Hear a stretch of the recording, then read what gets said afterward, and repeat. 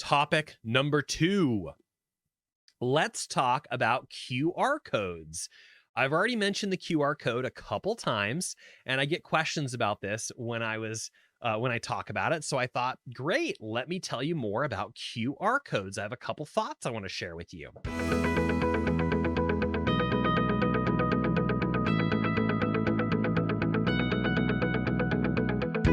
Number 1. This again is my resource page, and you're going to see I've got that QR code right here on the right-hand column. I know I said this a few minutes ago, but there may be folks that didn't hear it, so I'm going to repeat myself on purpose. I put the QR code on the page itself on purpose. I have it on my own phone, and I can show people the QR code, and they can go bloop, and then they can show up. The page pops up for them. But I thought, wouldn't it be great if I put that QR code right on the page so that that person, you later, can be like, oh yeah, I watched this really great training from CJ. Do you want his LinkedIn training? It's at this page, and you can show them the code right on the page, and then they can be like, bloop, and then they can get to it, and then they can watch the training. And you don't have to text them a link. You don't have to email them a link. You don't have to do anything except show it to them. Be like, here, take this, scan this, and they can. Great benefit of a QR code is your camera is going to turn it into a link and then display it for you. So let's talk a little bit about QR codes, because there's a couple different kinds and there's a couple ways that you can do it. And I want you to be aware. There's some pros and cons for both. Let's just talk through it real quick. The first thing to tell you is there's two kinds of QR codes. There's a static QR code and there's a dynamic QR code. I'll have more on each of those in a minute, but basically the static QR code never changes. It's static. So whatever you program that QR code to go to, right here, I'm just showing yourwebsite.com/XYZ. If you create a QR code or you have one created by your graphic designer for you to go to yourwebsite.com/XYZ, it's always going to be that QR code. The one that I just showed you on the previous page, this one right here, if you pull it up and you look at it, it's always going to take you to gilbertstudios.com/meet-cj. Always. It's always going to do that. It's a static QR code is what I'm trying to say.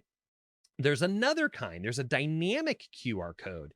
The dynamic QR code doesn't use your website that you put in. It uses their website of the service that's providing you that QR code.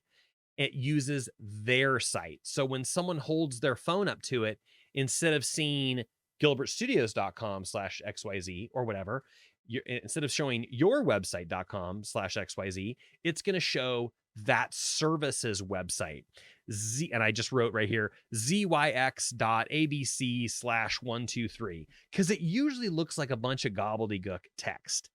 Let's talk about some pros and cons. Why would you want to do that then? Why would you want a dynamic code? Well, the dynamic QR code, here's the benefit. It can be changed later and it doesn't change the graphic. In other words, when you sign up for this kind of a service and you create a QR code and it's a dynamic QR code, later you can log into their dashboard and you can change which link it's going to. So today you want it to go to yourwebsite.com/February23. And then in 2 months, you come back later and now you want it to go to yourwebsite.com/March or April 23. You can change it inside the dashboard. The code itself stays the same. Well, that's a big benefit, because if you've got codes out there that are doing work for you, you don't have to worry about where those codes are or what signs or print ads or whatever you've put them on, because you can just change where it's going inside their dashboard. That could be very, very helpful. It also can be tracked.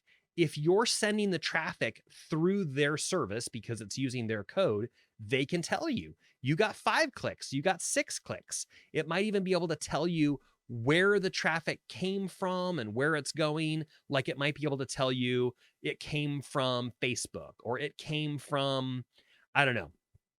The point is, if you're using their link, their software can help track it. So that's the benefit of a dynamic QR code. It can be changed later without actually affecting the picture, the graphic of the code itself.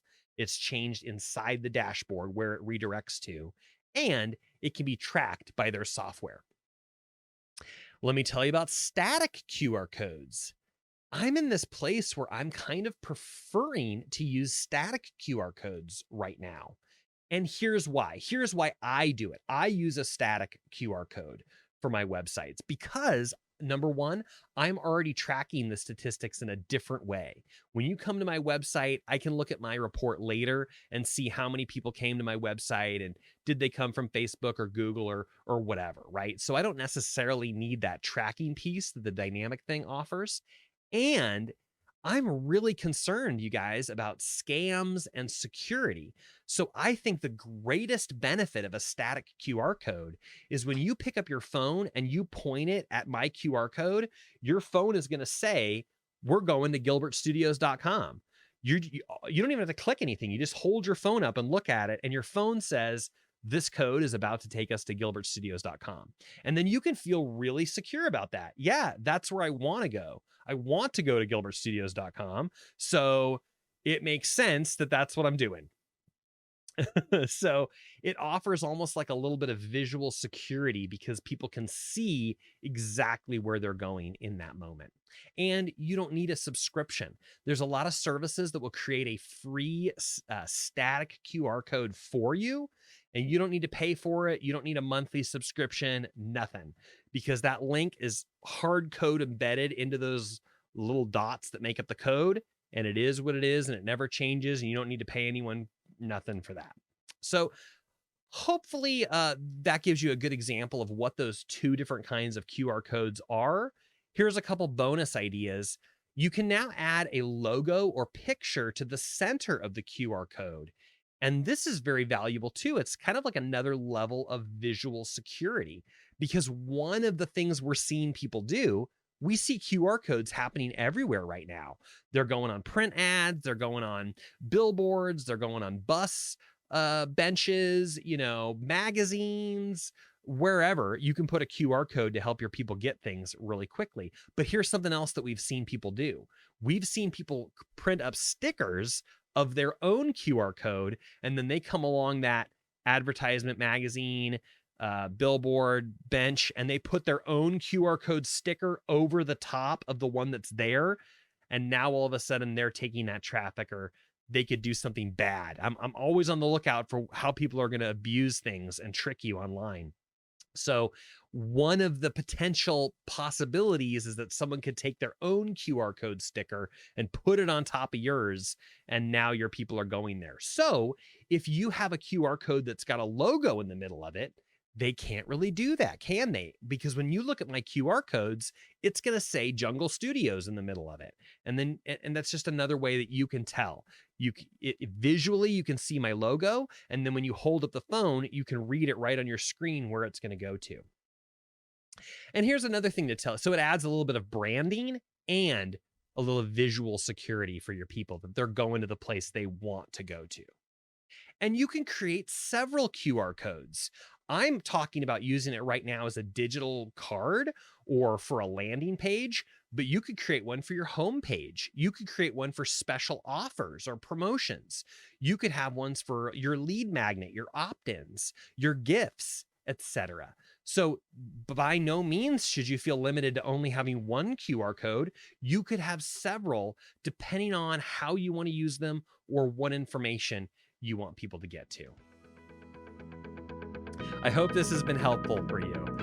We've been talking about QR codes and digital business cards, and those are all of our topics this week. So now it's time to Ask a Web Geek. If you've got any questions for me, please head on over to askawebgeek.com. I would love for you to subscribe on YouTube, join our Facebook group, also called Ask a Web Geek, and join our community and ask any questions that you have right there. Of course, all the links and details are at askawebgeek.com. And that's our program today. Thank you so much for being with us. At Gilbert Studios and Jungle Studios and Ask a Web Geek, we understand the internet is a jungle. It's too easy to get lost and to go down a path that you didn't see coming and to find yourself stuck in the quicksand or a trap that you didn't even know was there and to find it just eating up your time and not getting where you want to go and you feel lost and you feel alone. You can avoid all of that by joining up with a tribe of people, hiring a well-trained guide that can lead you through and get you where you want to go. Let us guide you through. Join our program, join our YouTube channel, join us on Facebook, and we're so glad that you are part of our program here today. My name is CJ Gilbert. Thank you so much for being here with us on my 43rd episode of Ask A Web Geek. I'm a little nervous. We had a little fumbles and a couple hiccups along the way, but I think we made it through. So on behalf of the entire web jungle, allow me to say thank you so much for being here with me. I hope that you have a wonderful Website Wednesday. Make it a great week, and we'll see you next time in the web jungle. The internet's a jungle. Roar! What is causing that? Isn't this exciting? This is exciting television, am I right? This is why you test stuff before going live. Something is still causing this yellow border. What is doing it? Let's look it up. Well, we're going to let all of that go, and we're going to put on a really great show here together. So thank you so much for your patience as I got all my ducks in a row, so to speak. And we are now ready to do a live taping of Ask a Web Geek. And I'm so pleased that you're here with me today. Thank you so much. I use those for thumbnails. Maybe you do something totally ridiculous too for your thumbnails. And that was our program today. Woo! Well, how'd we do? That was my first podcast episode that I've recorded in like a year, over a year. And I had a couple hiccups along the way. And who knows how it's going to turn out with the audio and the video. And all of that will come later on Saturday when I edit the whole thing together. And then it'll be interesting to see which segments I pull out for some new Geek Bytes episode. So once again, if you haven't yet, check out our YouTube channel and check out all the episodes that have been there. Leave me a comment, invite someone else to join the group here. There should be a button you can invite people directly to, invite your friends and family, especially those in small business. And we look forward to seeing you next time. The internet's a jungle. Roar!